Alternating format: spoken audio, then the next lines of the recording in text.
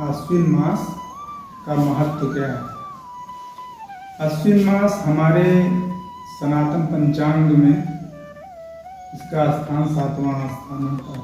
7वें मास के रूप में जाना जाता है अश्विन मास, जो कि ग्रेगोरियन कैलेंडर, जिसको हम अंग्रेजी महीना कहते हैं, वो यह मास उसके सितंबर और अक्टूबर के बीच में यह मास पड़ता है, अश्विन मास। इस मास का धार्मिक महत्व, आध्यात्मिक महत्व और सांस्कृतिक दृष्टि से इसका विशेष महत्व है। अश्विन मास क्यों पड़ा, अश्विन ही नाम क्यों पड़ा? तो अश्विन मास अश्विनी नक्षत्र के नाम पर पड़ा है। अश्विनी नक्षत्र जब पूर्णिमा पर पड़ता है, जिस पूर्णिमा में अश्विनी नक्षत्र पड़ता है, उस मास को अश्विन मास कहते हैं।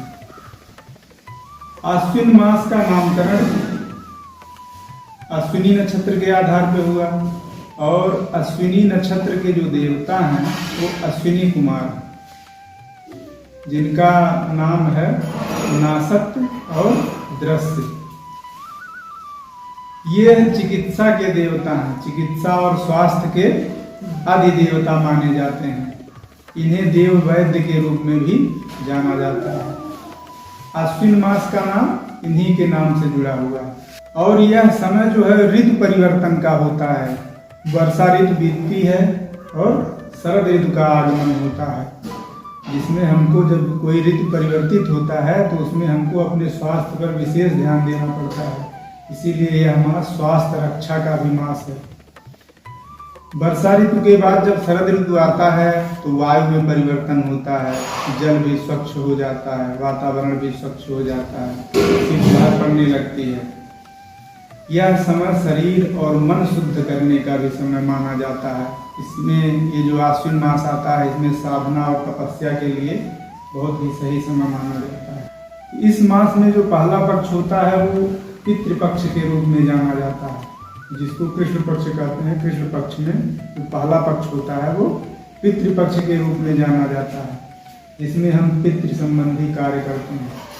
हम अपने पूर्वजों को प्रसन्न करने के लिए, उनके प्रति अपनी श्रद्धा प्रदर्शित करने के लिए श्राद्ध कर्म करते हैं, उनको तर्पण देते हैं, जल देते हैं और उनके लिए हम पिंड दान करते हैं, ताकि हमारे पूर्वज आए और पिंड ग्रहण करें। तो इस मास का जो दूसरा पक्ष शुरू होता है, शुक्ल पक्ष,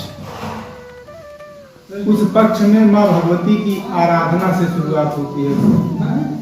माँ भगवती की आराधना से इस मास का इस पक्ष का प्रारंभ होता है, जिसको हम नवरात्रि कहते हैं। यह साधना 9 दिनों तक चलती है। कहा जाता है कि माँ भगवती की पूजा करने से इस मास में हमारे जीवन में सुख समृद्धि आती है और हमारे सारे कष्ट जो है वो कट जाते हैं। और नवरात्रि के बाद जो तिथि आती है विजयदशमी, सत्य की असत्य पर विजय के रूप में जानते हैं।